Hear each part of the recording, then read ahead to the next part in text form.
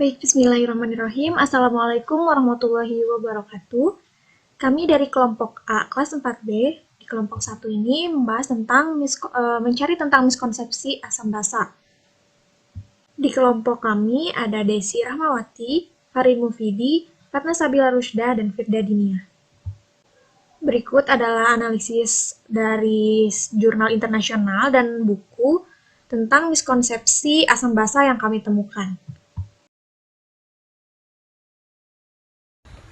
Bismillahirrahmanirrahim. Assalamualaikum warahmatullahi wabarakatuh. Nama saya Firda Dinia Rahmawati. Sebagai pemateri pertama akan membahas tentang miskonsepsi pada karakteristik asam basa dan juga teori asam basa. Baik, langsung saja. Miskonsepsi pada karakteristik asam basa yaitu hasil penelitian menunjukkan bahwa terdapat 15% siswa yang dibelajarkan dengan model konvensional beranggapan bahwa asam mengandung atom H dan dapat melepaskan ion H+ yang bersifat merusak. Sebanyak 12% siswa pada kelas yang sama juga beranggapan bahwa asam yang berbahaya karena mengandung H+ yang bersifat merusak, sedangkan basa tidak berbahaya. Nah, pada teori yang sebenarnya, yaitu konsep yang benar adalah baik larutan asam maupun larutan basa akan bersifat bahaya apabila pada konsentrasi yang pekat.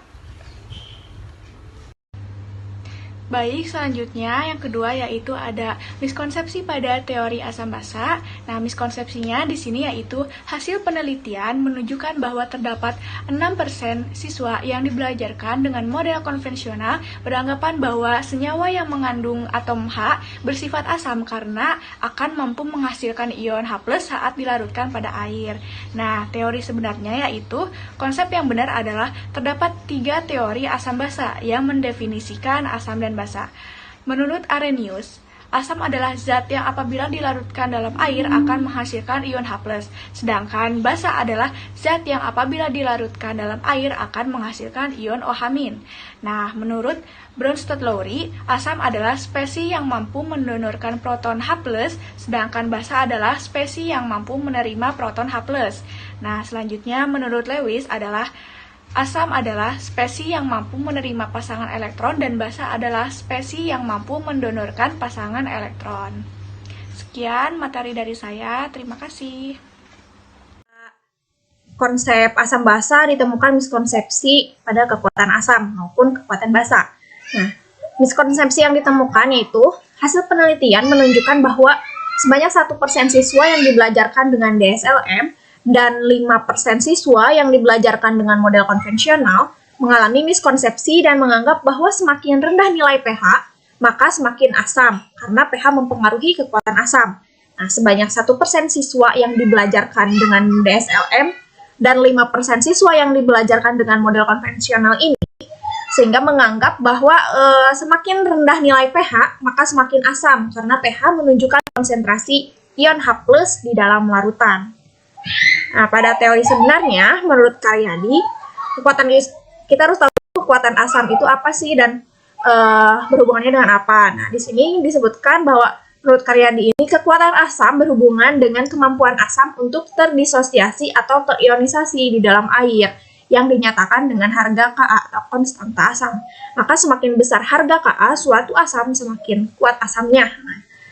Namun masih terdapat miskonsepsi yang dimungkinkan karena siswa itu belum memahami ya. Miskonsepsi ini terjadi karena siswa belum memahami bahwa pH ini menunjukkan jumlah konsentrasi ion H+ di dalam larutan dan merupakan hal yang berbeda dengan kemampuan suatu senyawa untuk terionisasi atau terdisosiasi dalam pelarut. Nah, miskonsepsi yang serupa juga pernah dilaporkan dalam satu penelitian oleh Demir Sioglu, bahwa siswa itu menganggap nilai pH meningkat, maka kekuatan asamnya juga meningkat.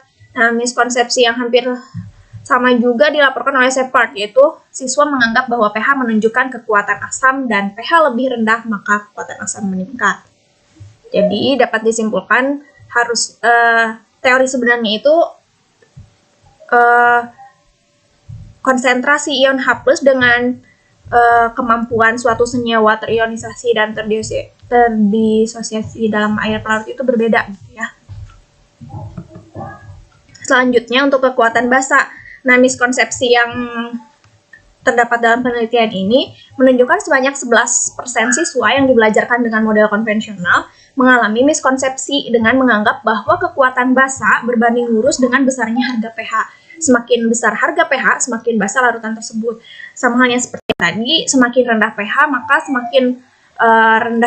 semakin asam gitu. Nah, ini semakin tinggi pH-nya maka semakin basa. Padahal teori yang sebenarnya yaitu konsep yang benar adalah kekuatan basa berhubungan dengan kemampuan basa untuk terdisosiasi atau terionisasi di dalam air yang dinyatakan dengan Kb. Kalau tadi asam Ka, ini Kb, konsentrasi basa.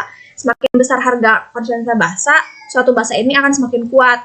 Masih terdapatnya miskonsepsi yang dimungkinkan karena siswa ini kalau dalam basa berarti belum memahami bahwa pOH ini menunjukkan besarnya konsentrasi OH- di dalam larutan dan pH menunjukkan besarnya konsentrasi ion H+ di dalam larutan. Jadi konsentrasi ion H+ atau pH ini tidak menunjukkan semakin asam atau semakin basa suatu larutan, melainkan yang mempengaruhi dia lebih asam atau lebih basa itu adalah konstansa asam atau konstansa basanya. Sedangkan untuk pH ini adalah konsentrasi ion H+-nya dan untuk pOH adalah konsentrasi dari OH-nya. Baik, selanjutnya akan dilanjutkan oleh teman saya.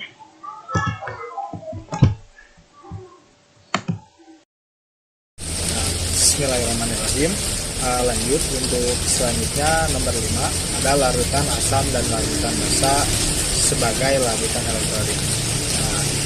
Dalam miskonsepsinya, hasil dari penelitian menunjukkan sebanyak 8% siswa yang dibelajarkan melalui DSLM dan 24% siswa yang dibelajarkan dengan model konvensional mengalami miskonsepsi dan menganggap bahwa basa kuat menghantarkan arus listrik karena memiliki ikatan kovalen yang lebih kuat dari basa lemah. Teori sebenarnya, konsep yang benar adalah larutan asam dan larutan basa dapat menghantarkan arus listrik. Fendi 2012. Besarnya persentase siswa yang masih mengalami miskonsepsi kemungkinan disebabkan lemahnya pemahaman siswa pada konsep prasyarat belajar asam basa, yaitu materi ikatan kimia dan materi larutan elektrolit. Elektrolit adalah zat yang mampu menghasilkan ion-ion dalam larutan. Seluruh asam maupun basa mampu terdisosiasi atau terionisasi. Senyawa asam maupun basa memiliki dua pola disosiasi atau ionisasi, yaitu terionisasi sempurna dan ada yang terionisasi sebagian. Kekuatan elektrolit ditentukan oleh besarnya derajat ionisasi. Dikategorikan elektrolit kuat apabila mengalami ionisasi sempurna, sedangkan elektrolit lemah adalah zat yang mengalami ionisasi tidak sempurna. Selanjutnya silakan. Baik, untuk selanjutnya yaitu konsep derajat keasaman atau yang biasa kita sebut pH. Pada penelitian yang dilakukan oleh Muhtar dan Harijal pada tahun 2012, serta Bukhari, Suryadharma, dan Fajaroh pada tahun 2013, persentase miskonsepsi mencapai lebih dari 40%.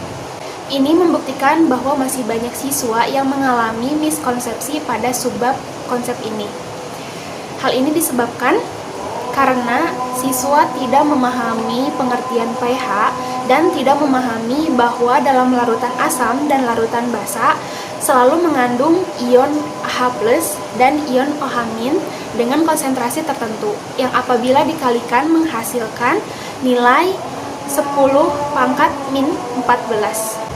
pada suhu 25 derajat Celcius. Teori sebenarnya, di sini ada pernyataan asam cuka 2 molar lebih asam daripada asam cuka 1 molar. Pernyataan itu mudah dipahami dan tidak memerlukan penjelasan yang lebih detail lagi. Akan tetapi, untuk memahami bahwa HCl 1 molar lebih asam daripada asam cuka 1 molar, ini diperlukan sedikit penjelasan lagi bahwa sifat asam adalah H+.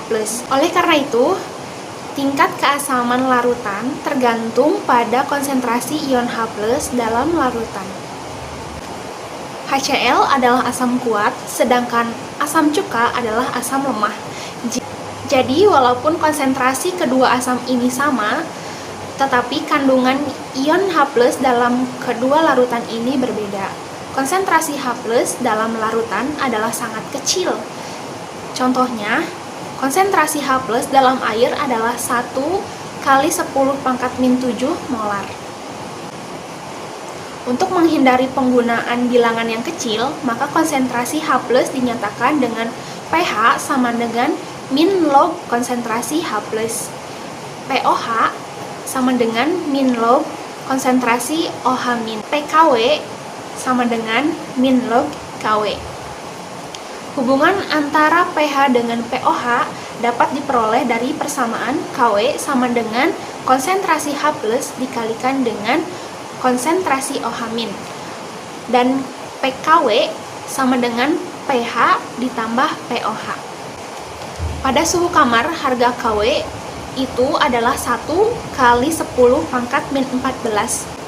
Maka, larutan netral pH dan pOH-nya sama dengan 7. Dan untuk larutan asam, pH-nya kurang dari 7. Dan yang terakhir, larutan basa, pH-nya yaitu lebih dari 7.